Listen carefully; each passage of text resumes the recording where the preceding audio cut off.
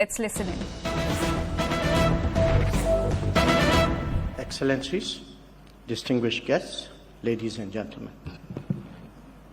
At the outset, let me extend a warm welcome to all of you who have traveled from every corner of the globe for making it convenient to attend the special meeting of the Counter-Terrorism Committee of the UN Security Council. This is the first time that the UN Security Council is holding a meeting in any format in India. That it is doing so when we are celebrating the 75th anniversary of our independence, the Azadi Ka Amrit Mahotsav, is especially noteworthy.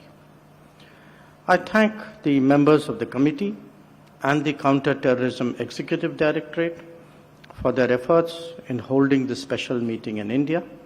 I would also like to acknowledge His Excellency Antonio Guterres, UN Secretary General, for his remarks that were read out just now by Ambassador. Your presence here in Delhi today for this special meeting of the CTC demonstrates the importance that the UNSC members, member states, and a wide range of stakeholders place on this critical and emerging facet of terrorism. That the Council is holding this special meeting of its Counter-Terrorism Committee in India is also a product of the fact that counter-terrorism has become one of the top priorities during our ongoing tenure in the Security Council. Terrorism remains one of the gravest threats to humanity. The UN Security Council, in the past 2 decades, has evolved an important architecture built primarily around the counter-terrorism sanctions regime to combat this menace. This has been very effective in putting those countries on notice that had turned terrorism into a state-funded enterprise. Despite this, the threat of terrorism is only growing and expanding, particularly in Asia and Africa, as successive reports of the 1267 Sanctions Committee monitoring reports have highlighted. The technological innovations and breakthroughs of the past 2 decades have been transformative in the way the world functions in every respect.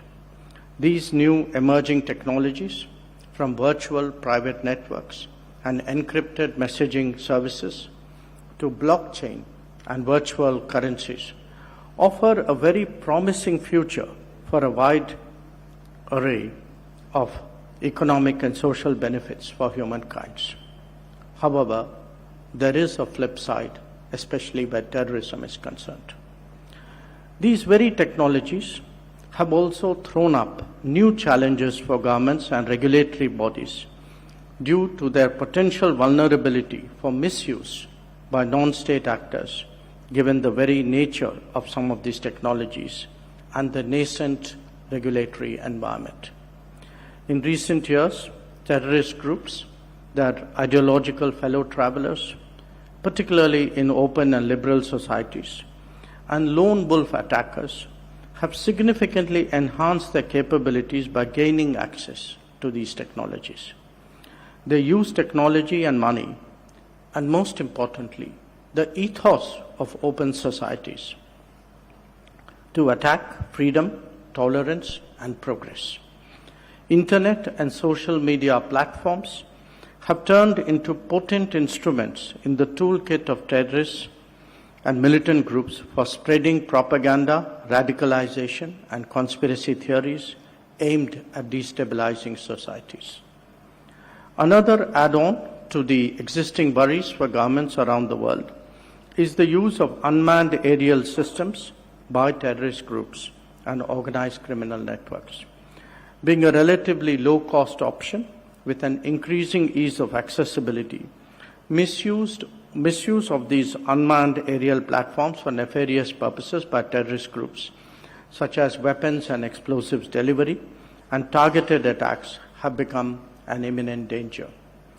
They are therefore a challenge for security agencies worldwide. The possibilities of using weaponized drones for terrorist purposes against strategic, infrastructure, and commercial assets call for serious attention by member states. Our own experience of the 2008 Mumbai attacks, and you will all recall the briefing yesterday, our experience showed us how a benign technology of Voice over Internet Protocol, VoIP, could be used for organizing and directing such a barbaric terrorist attack from beyond our borders.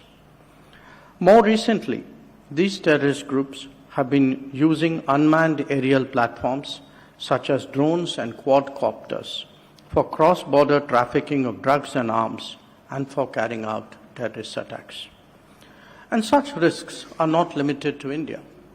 In Africa, drones have been used by terrorist groups to monitor movements of security forces and even of UN peacekeepers, making them vulnerable to terrorist attacks.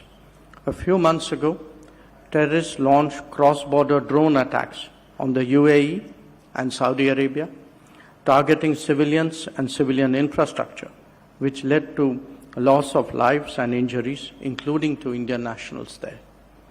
India has strongly condemned these cross-border drone attacks both in UAE and Saudi Arabia. With this context, we felt an urgency to initiate a focused discussion at this preeminent Security Council organ, the Counter-Terrorism Committee, charged with the purpose of combating terrorism on this evolving threat from misuse of new and emerging technologies.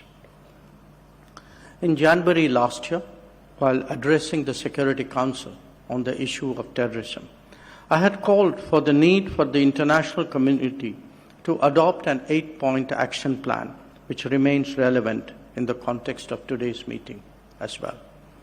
One of the key points I had advocated was for member states to increase funding for UN organs such as the UN Office of Counter-Terrorism, the UNOCT. We have with us Ambassador Vladimir Voronkov, Under-Secretary General for Counter-Terrorism. Excellency, I am happy to announce that India will be making a voluntary contribution of $500,000 in the UN Trust Fund for Counter-Terrorism this year to augment the efforts of UNOCT in providing capacity-building support to member states in preventing and countering the threat of terrorism. I would like to conclude by reaffirming India's commitment to strengthen international efforts to combat terrorism, including combating the use of new and emerging technologies. The Delhi Declaration, which is to be adopted at the special meeting of the CTC, will exemplify the commitment of the international community in dealing with the threat of use of new and emerging technologies for terrorist purposes. We are honored to host this special meeting of the Counter-Terrorism Committee in India and contributing to international efforts in this regard. I am confident that today's special meeting will be yet another milestone for this Council to deal with a pressing issue which requires the urgent attention of the international community. I thank you.